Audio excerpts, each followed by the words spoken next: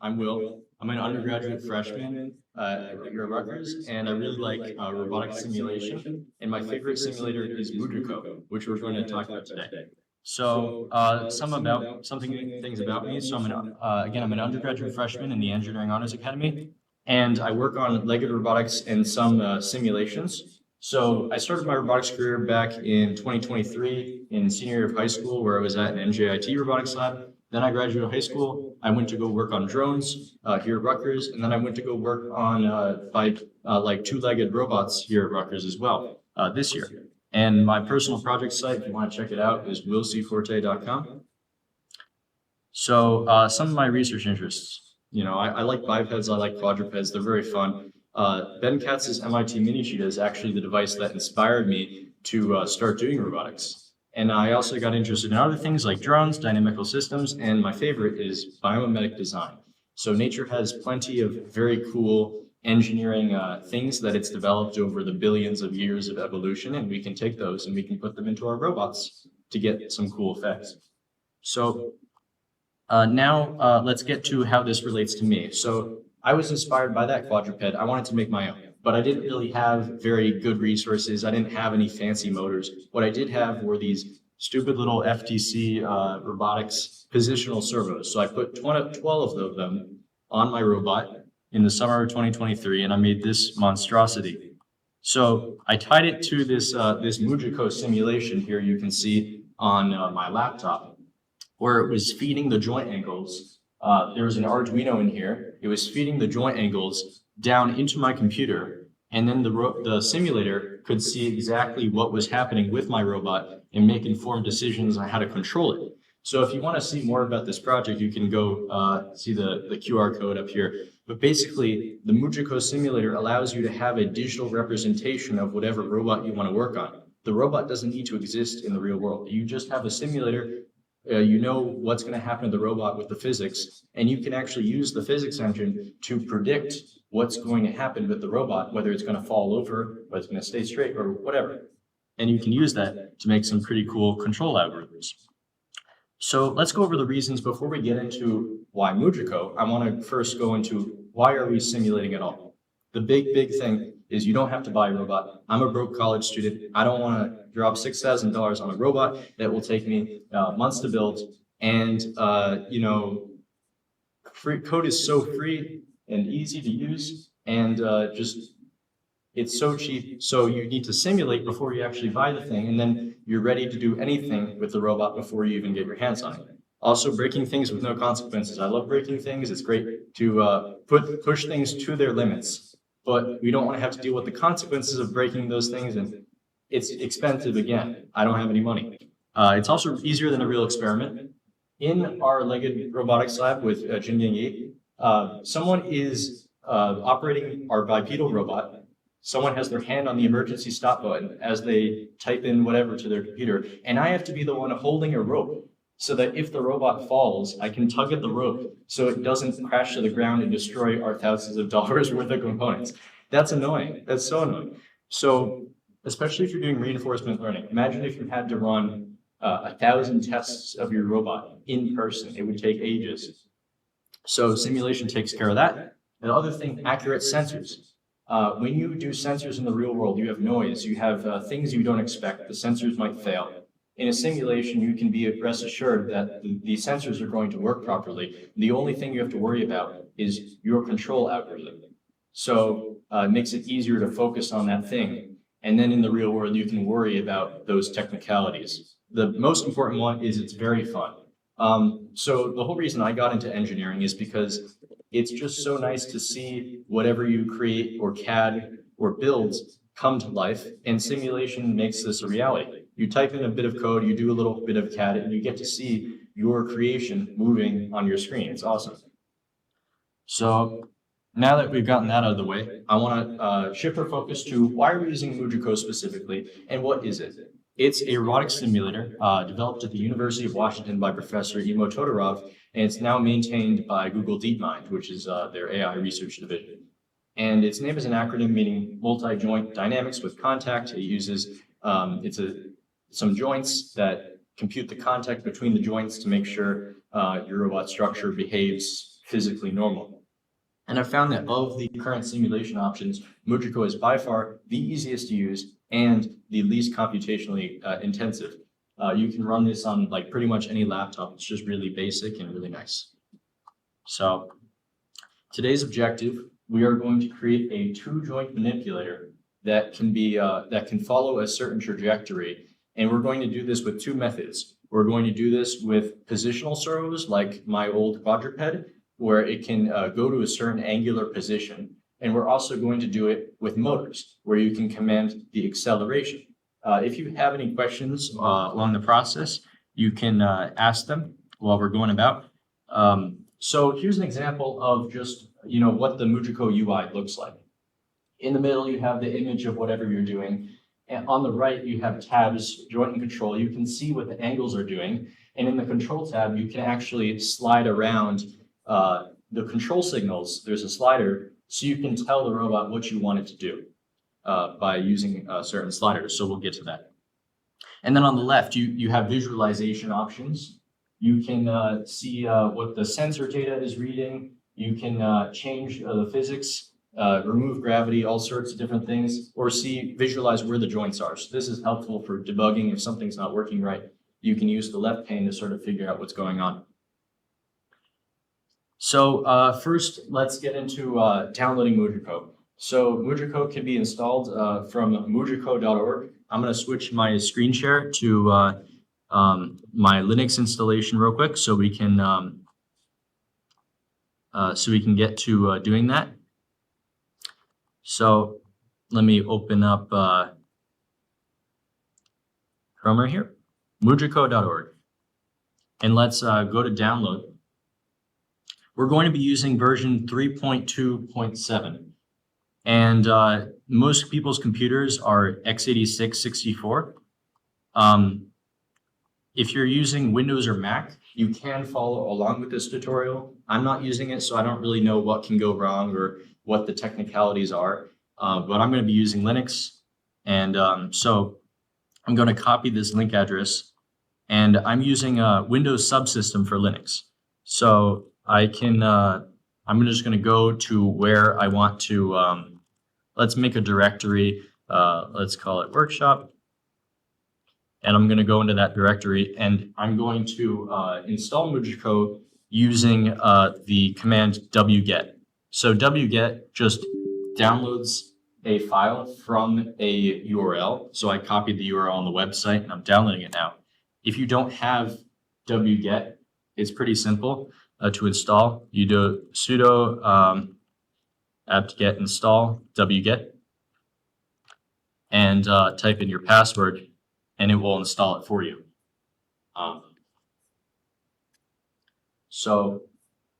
Yeah, once we have that all installed, though, once we have that installed, we can proceed with unzipping it and actually using the program. So I guess just let me know when you guys have installed MuJoCo. So if I don't have a model file, it won't show me anything. What do you say? If I don't have a model file dropped into it, it won't show me anything right now, right? What do you mean? So this is what I see right now. Oh yeah, so yeah, you unzipped it and everything. Mm-hmm. Okay, for the people on Linux, if you want to unzip the tar.gz or whatever you're using, it's tar-xvf, and then the name of the file, which you can complete using tab. So that basically just puts it all into a folder. And in that folder, you can see another folder called bin. So just want to make sure everything, but you guys are good? You're on the same page? Okay, great. So in that, there's something called simulate. Simulate is the shell file which will start our environment. It might be different if you're on Mac or Windows, but I'm going to do /simulate. And it's going to bring up a menu. Now you can see the left pane, but there's nothing on the other panes because we haven't loaded what's called an XML file yet. The XML file, if any of you know what HTML is, XML is basically the same thing. It has a hierarchical structure where certain tags are in other tags, and we can use this to outline the structure of our robot. So if I go back to our slides real quick. Yep, we need an XML to describe the robot structure. Luckily for you guys, I have created one. We have this workshop repository. So I've created a GitHub repository for this workshop. So if you guys navigate to this link and download that repository, you'll have the files necessary to follow along.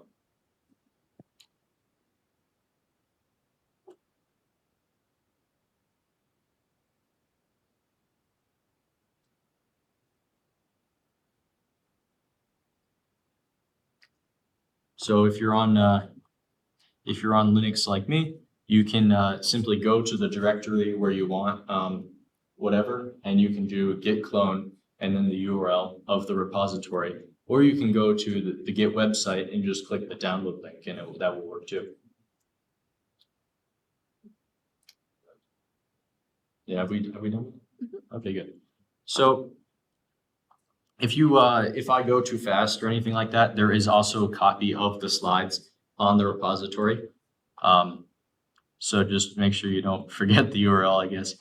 So let's go back to Linux. I'm going to clone the repository myself. So I'm going to copy this and clone the repository.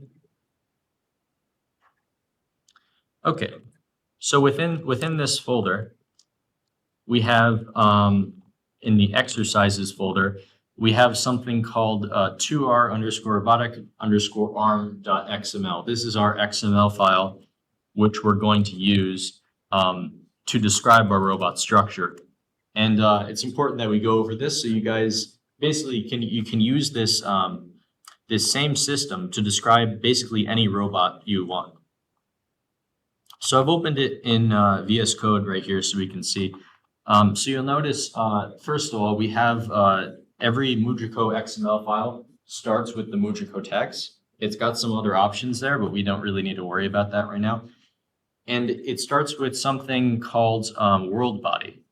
So world body is basically the base of our worlds, the point at which everything is anchored.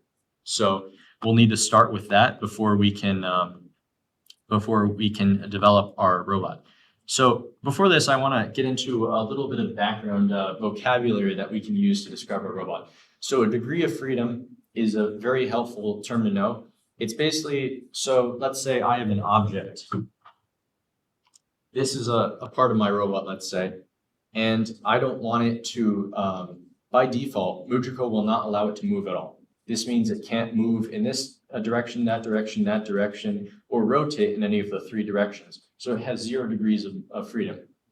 And what we're trying to design here is we're trying to design a 2-joint robotic arm that can move over a 2D space. So my arm here, this is the point that it will be fixed to the world body, and we're going to have 2 links that will allow it to go in 2D space.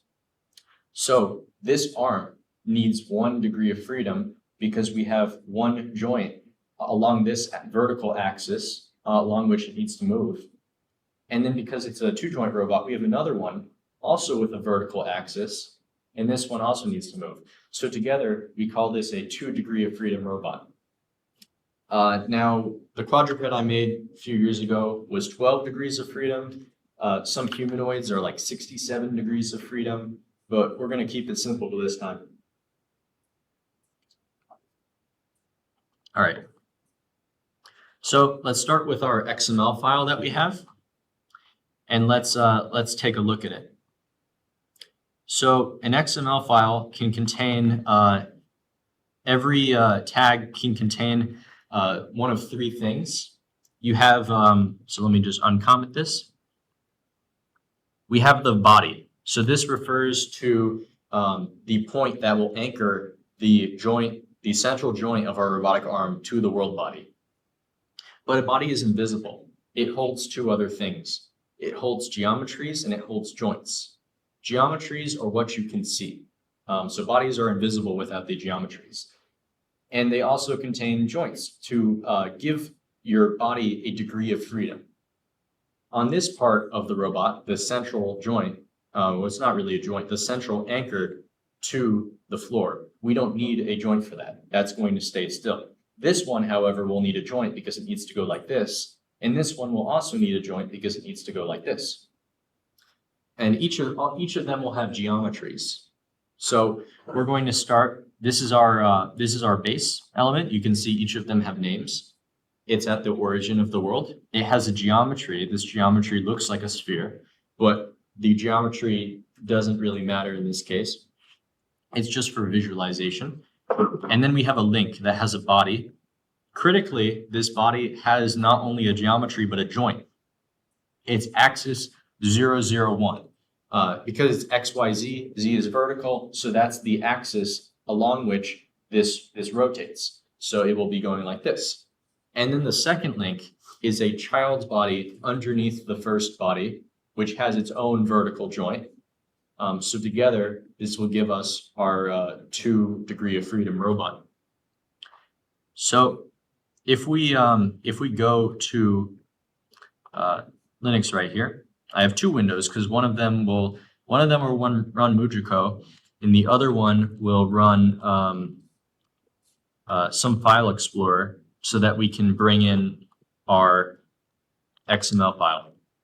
So MuJoCo does this weird thing where you need to drag and drop the XML file. So I'm going to go to the bin. We're going to run the simulate environment. It's going to start up. And then it has you drag and drop this. I don't know why. Linux is supposed to be like a command line type thing. But thankfully I have a GUI file explorer. If you're in Ubuntu, use the default file explorer for that. If you're not, you can sudo apt-get install something called PCManFM, which is just a nice and lightweight file manager. I already have it, so I'm going to go to the exercise directory and do PCManFM, that directory. And now we can drag and drop this XML into MuJoCo. Oh, we have an error. Is that because I left it commented?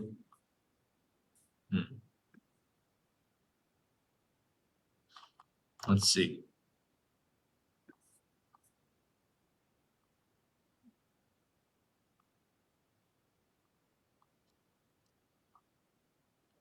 Everything looks all right. So I'm gonna restart MuJoCo, see if that fixes it.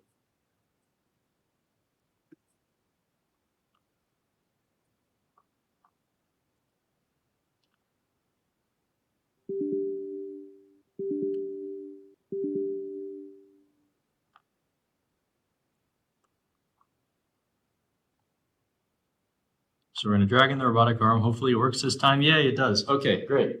So here's our glorious robotic arm. The red part is the anchored one that has no degree of freedom, no joint. The blue one has 1 joint, and then it's underneath the red one. And then the green one is underneath the blue one. So you can use this sort of structure to make a hierarchy of your robot to describe its structure, basically. So yeah, make sure you uncomment the XML. I was just trying to highlight the world body part of it. So the comments are the angle bracket, exclamation point, dash, dash. So if you see that, delete it so we can use this. And you can notice that we have sliders now on the right pane. We have joint sliders. We can't control them yet. So let's get back to our presentation.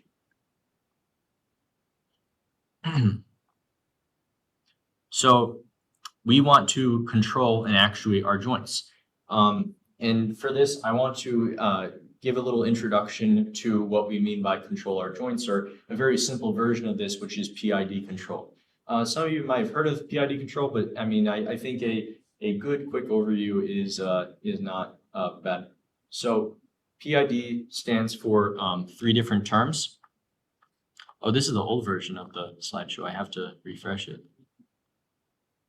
Oh, there we go. So here's a little mathematics. Don't let it scare you. It's just proportional integral derivative of what's called the error. So let's say we want, this is an angle of our joint. We want it to be at 90 degrees, but let's say it's at 45 degrees. This delta of 45 degrees will be our error. We need to minimize that error. We're used to robots doing what we want. So we want that error to be 0 so that when we say 90 degrees, the robot actually does 90 degrees. There are 3 ways to attack this. There's the proportional term, which uses a coefficient called Kp. It basically means if the error is bigger, we push more in the direction that will fix it. So this is in relation to servos or motors or whatever we're using. You can control the position or the acceleration, and that's what the PID signal will do. So in the context of a motor, we're going to accelerate in the direction that will fix it. If the angle is even bigger, like this is a delta of 90 degrees, we're going to push even harder in the direction that will fix it. So it's proportional to error. If the error is negative in this direction, we will push in the negative direction. So it deals with negatives too. The integral term we'll get to last. The derivative term is how fast is it going? So let's say the robot is almost at 90 degrees. It's just off. You would think, well, the angle is so small, we don't really have to do a whole lot to correct it. But what if this is a snapshot in time, and what you can't see is the fact that the robot arm in regular time is actually going like this. It has a velocity in this direction. You can't see that with just a proportional snapshot. So we need to take into account how is the robot arm going to move with respect to time. If it's going to move like this, we need to provide more force this way to counteract it. So that's what the derivative term is. You need to take into account how it's moving. And then finally, the integral term is not necessarily needed, but it's sort of like a perfectionist thing. Let's say you're very, very close. You're not moving, your derivative is 0. Your proportional term is really small because you're very close to the angle, but you can't quite get there. This is an issue that a lot of control systems face. And the solution to it is the integral term. The integral term, when something is integrated, it's basically summated over and over and over. So the more that this error persists, the more it will grow with time. And the more it grows with time, at some point, the motor will get enough influence to actually correct that error. So with these 3 things in tandem, we can basically make the robot do whatever we want. Where if we use a PID controller for each joint, we measure the error for each joint, we can have all the joints work together to do what we want to do. So we're going to do a little exercise where we're going to actuate our joints. So what does actuation mean? It means that you take something that will move your joint, like a motor or a positional servo, or maybe even a muscle, if you want to really get into biomimesis and like human-inspired design. Something that will move our joint is an actuator. In this case, we're going to start with a positional servo. So if we go to our robotic arm XML, I have 2 things that are commented out at the bottom. We have positional motors and we have just regular acceleration motors. We're going to start with the position motors. So you can remove the comment tags on this. Notice that the positional servos have what's called a KP. That's the same thing as the positional term we saw on the PID. It's the same exact thing. Positional servos have a little PID control loop within them that they use to do their position, but that's not that important. But so now that we have this position enabled, if we go to our MuJoCo simulation and we click reload, so left pane underneath the simulation, we click reload. Now we will see 2 extra things we did not see before. In the control, we now have 2 sliders. And look what happens if we move those sliders. We can control the position of each joint. It's a little wobbly because something about simulation is you need to make the simulation not perfect. If you make it not wobbly, it will be accurate. I'm sorry, where did you reload? So did you click reload under your simulation? Yes. Yes, so you have to click under the left pane simulation tab. You have to click reload here. Otherwise, your changes won't be fixed. And that's good if you're modifying XML files, so you can keep reloading and seeing what changes, so you know if you're fixing your robot model. So yeah, again, as I said, it's wobbly, but that's a good thing because real robots, when they move, they wobble. And the more things we add to our simulation, like noise, wobbling, uncertainties, basically, the more we can get it closer to reality so that when we go from simulation to reality, it's not so bad. We have things to account for all these oddities. So now I want to try the same thing, but I want to do it with our motors that we have commented out. So we will now actuate with the motors. So go back to the same XML file, and instead we are going to comment out the position. If you are on VS Code, you can do Control KC, Control K, Control C, or Control K, Control U, and this will quickly uncomment and comment, but you can just do it manually if you want. We'll go back to MuJoCo. We'll click Reload again. This time, remember, we're dealing with acceleration. We're dealing with motors that accelerate. So if I just do this a little bit, you'll see that the motor will keep on accelerating. It'll keep on accelerating. It'll keep spinning because we don't really have any friction. So if we do have a little, but not that much. If I really ramp it up, you'll see the simulation goes crazy. And we can also do this on the other joint, like this. So, and we can move it in the negative direction too. If we do both of those, then we can have the whole thing spinning, and it's just very fun to play around with. But so instead of playing around with it, how about we do something more intelligently with our robot?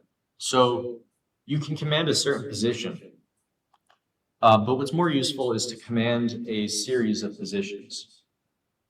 So that would be called a trajectory.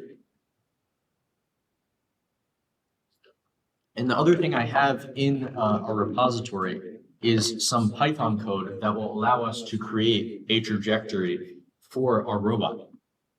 So I'm going to start with, we're going to start with the positional circle. So we actually have to undo the comment. So go back into your XML. I know this is annoying. We're going to recomment, we're going to uncomment position and recomment motor so that we can switch back to doing positional control. And I have this script here called motorpid.py. And let's go over the script a little bit. So first we load our MuJoCo's XML model. So you can go straight into Python with whatever robot you're working on and start doing computations on it. We're going to define our desired trajectory. So notice that we have two joints. I'm going to call them theta 1 and theta 2.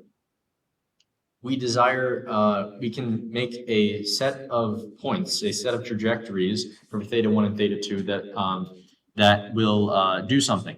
In this case, we have an amplitude, and the amplitude is put into a sine function or a cosine function with respect to time. So basically, we're going to make this wiggle according to like sine and cosine. So that's our trajectory function. And here we have a PID control function. So exactly what we discussed on the previous slide with our PID controller. We put in our desired position, we put in our current position, and errors that we had previously. This is so the integration term can count our errors. And basically, we compute the integral term, the derivative term, the positional term, what they should all be, and we sum them together. That's our control signal. So just as before, we're going to be using this PID controller to get where we actually want, which is that sinusoidal wave for each joint. For joint 1, it's going to be a sine. For joint 2, it's going to be a cosine. So if it wiggles, it's correct. So to run this code, let's go back here. You actually don't need MuJoCo open for this. It opens automatically if you run a script like this. So if you don't already have Python installed on Linux, you can do sudo apt-get install python 3. type in your password. Most people, I imagine, will probably have it installed. There's a lot of things that use it, a lot of things. So we're particularly targeting position PID.py. So we're going to do Python 3 position PID.py. And it's going to open up MuJoCo, and look at that. It's going to wiggle. Isn't that fantastic? So we have a sine wave. It's going to go to the bottom of the sine wave and go to the one side. And it's going to go to the top and go to another side, and it's just going to repeat that action with respect to time.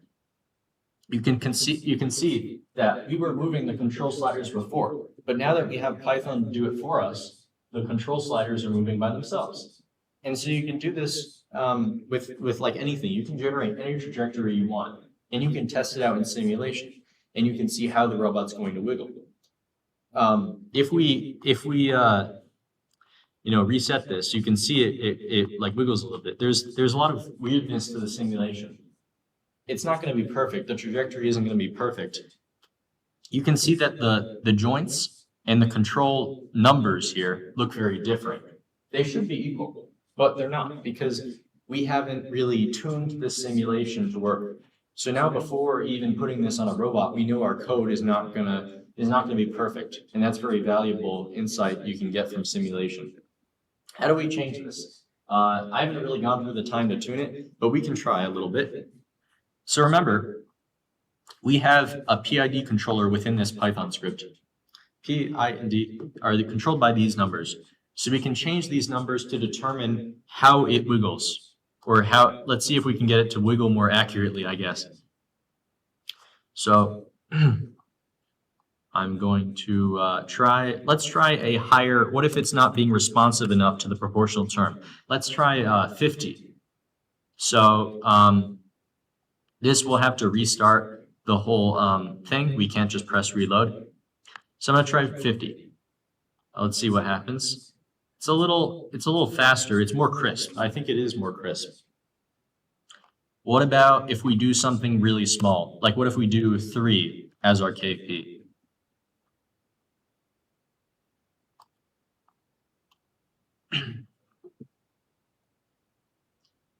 Okay, it's a little lethargic.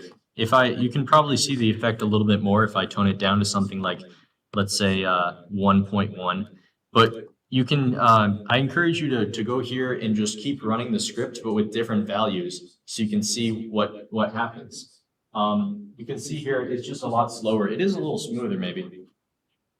What about the derivative term? We can experiment with the derivative term a little bit. I'm going to crank this up to be like something huge. I don't know, just curious what happens. Okay. It's actually not bad.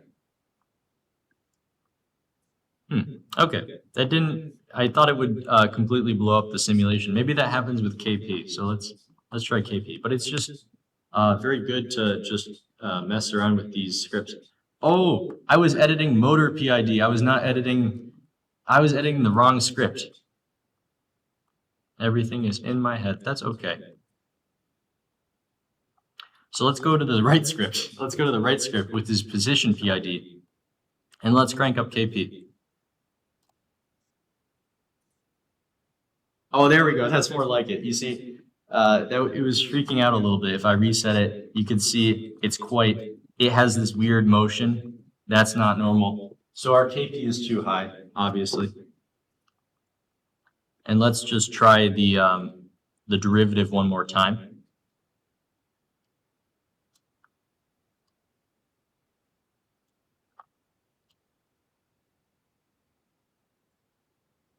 Okay.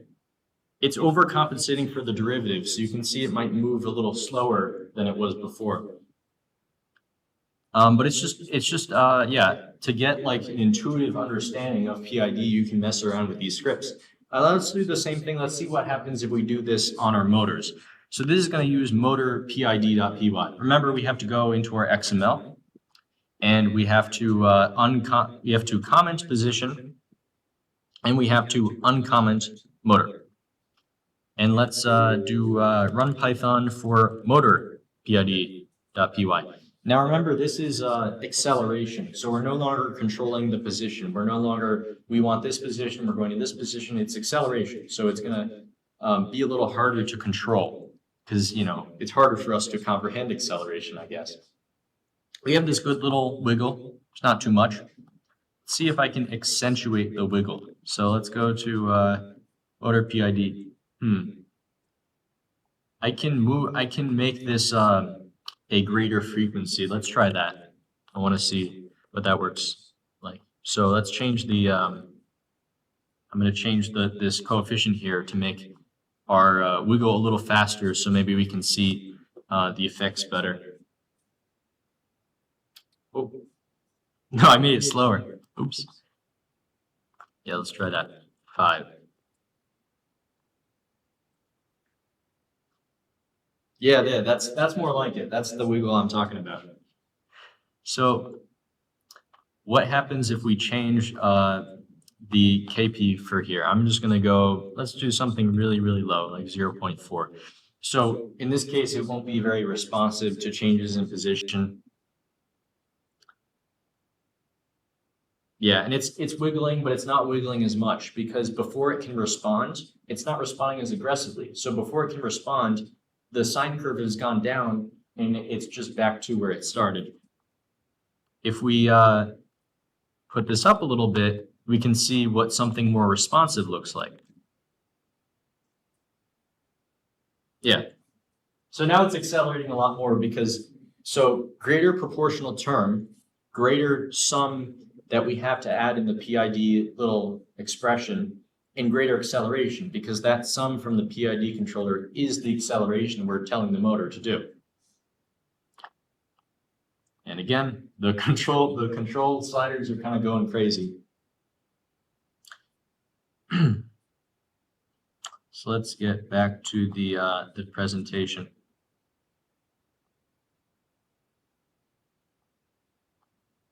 So one thing I want to talk about is how can we improve this program? So we're telling, one thing that's sort of annoying for us humans is there are a lot of things that robots can do very well, but humans can't do very well, or humans can do very well and robots can't do very well. I think one of those things is angles. When we want a robot arm to go somewhere, we don't say, do this angle and that angle. We don't have like trigonometry in our heads. We tell the robot, go here. Or we might use a Cartesian plane like 2, 2, go to coordinate 2, 2. And humans tend to work with positions, robots tend to work with angles if you're using a positional servo, or maybe accelerations if you're using a motor. But my point is that there's a discrepancy here. And one thing that, we won't go over this, but one thing that I want to show you guys is what inverse kinematics is and how it might be able to help us in this situation. So let's consider the robot's perspective. The robot only knows 2 things: the state, where it is, what the first angle is doing, and what the second angle is doing. And all it needs is that to do what we asked. Now the human's perspective is more like, this is our position vector, we want it to go to this x coordinate, this y coordinate. So how do we do kinematics or inverse kinematics? Let me bring up, why not some Desmos? Let's do some Desmos. So let's say I give the robot 2 angles. I'm going to give it like, I don't know, 30 and 40. Let's say 5 cosine 30 and, you know, 6 sine 40 or something like this. Or, you know, we can do some paint too. The best ideas are made in Microsoft Paint. That's one thing I've learned. So we have a robot here with two arms. Let's do that and let's do that. So this is our central one, the one that doesn't move right here. And then we have the first joint and the second joint, and they each have an angle. So there's an angle here, and then from this angle, there's an angle here. Now we want to know, where is this robot going to end up? Because from there we can work backwards and find out what angles the robot needs in order to end up there. So in this case, you can see that at the second joint, the angles sort of sum together. So what we're going to do is we're going to find out what the x position is.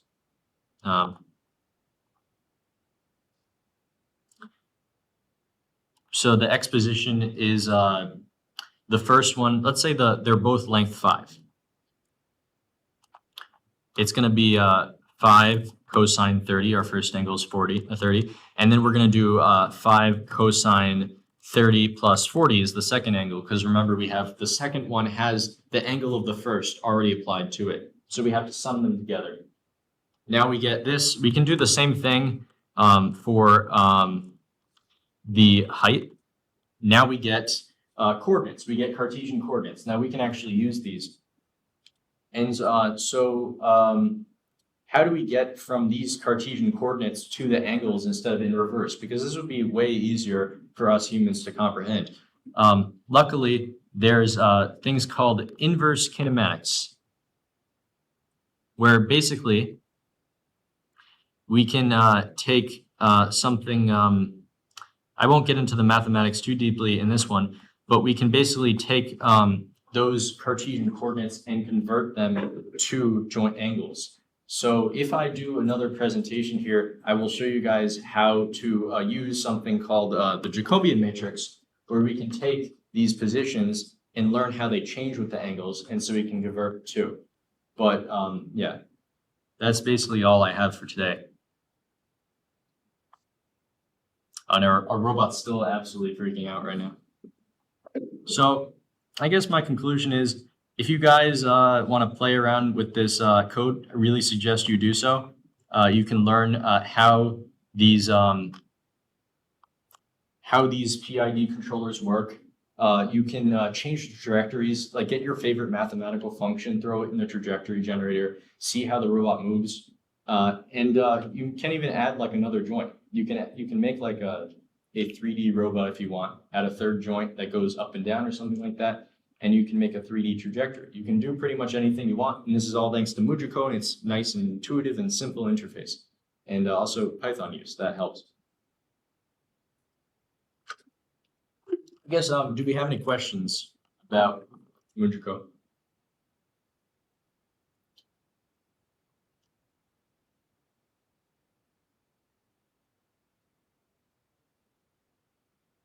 I don't think we have anything online.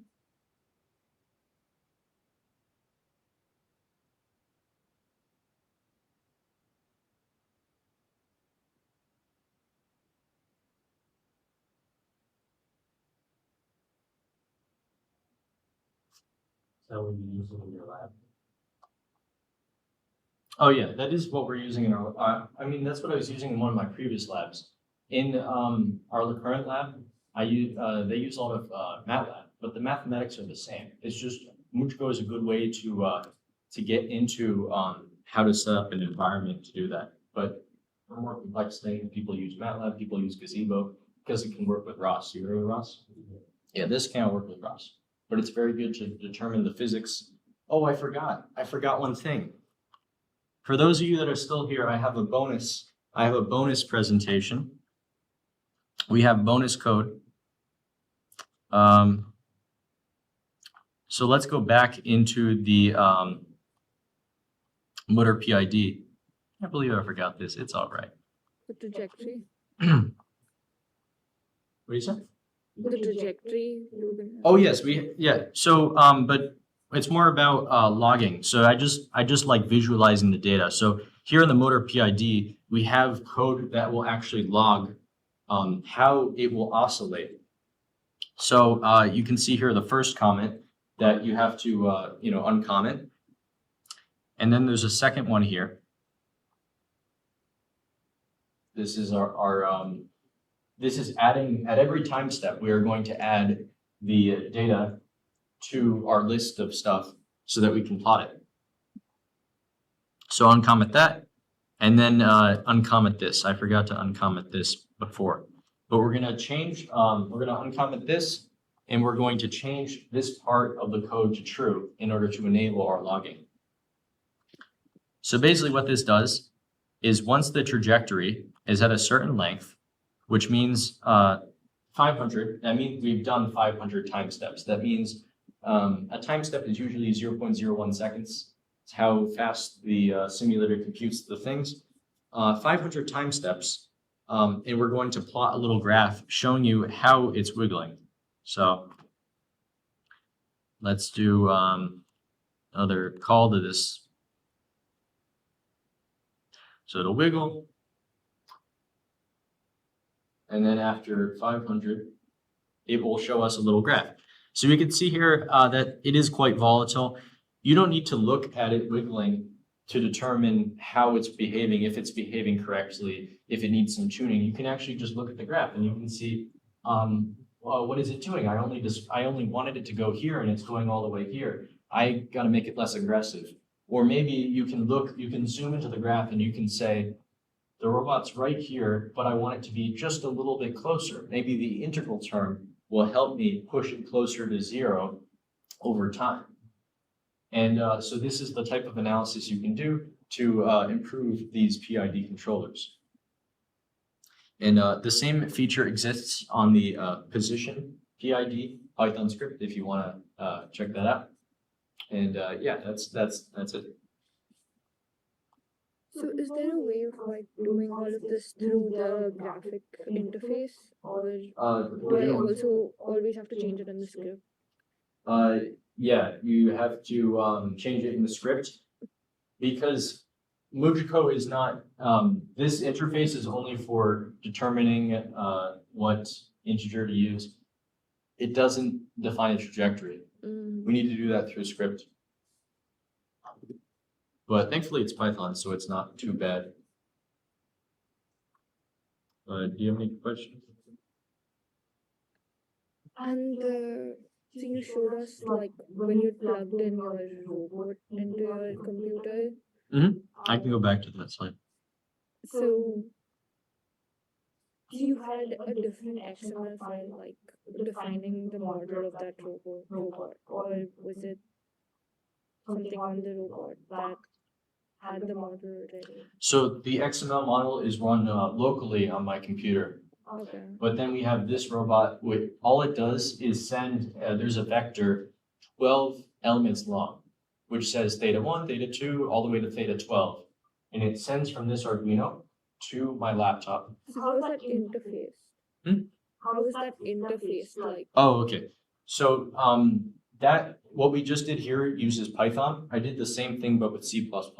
Okay. So it goes through our Arduino into a serial bus, and then I access it through serial, Okay. and then I move that vector to the simulation, to the C++. And then what I try to do is basically I wanted a control loop, a predictive control loop that would move this robot according to what it predicts would happen. So if the robot's at a certain stance, the simulator will try to emulate that pose. And like this leg is a little tilted. You can see that if this were real life, maybe it would fall over at that leg.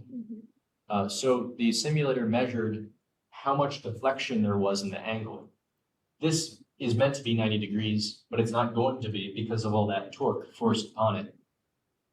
So if the simulator sees that something is not 90 degrees, it will tell the robot, and the robot will correct it by making it 3 degrees the other way or something. Okay. So basically a proportional control loop, but for angle deflection, so that the robot can know what's about to happen to its balance.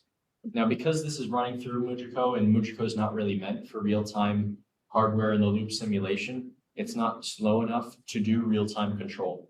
But if you implemented the same concept using just computation, a headless simulator with no GUI or anything, you could get this to probably some amount of hertz that would allow it to do a real-time control loop. That makes sense. But yeah, I have a QR code here if you guys want to read more. Right, let's scan it already. Yeah. Yes.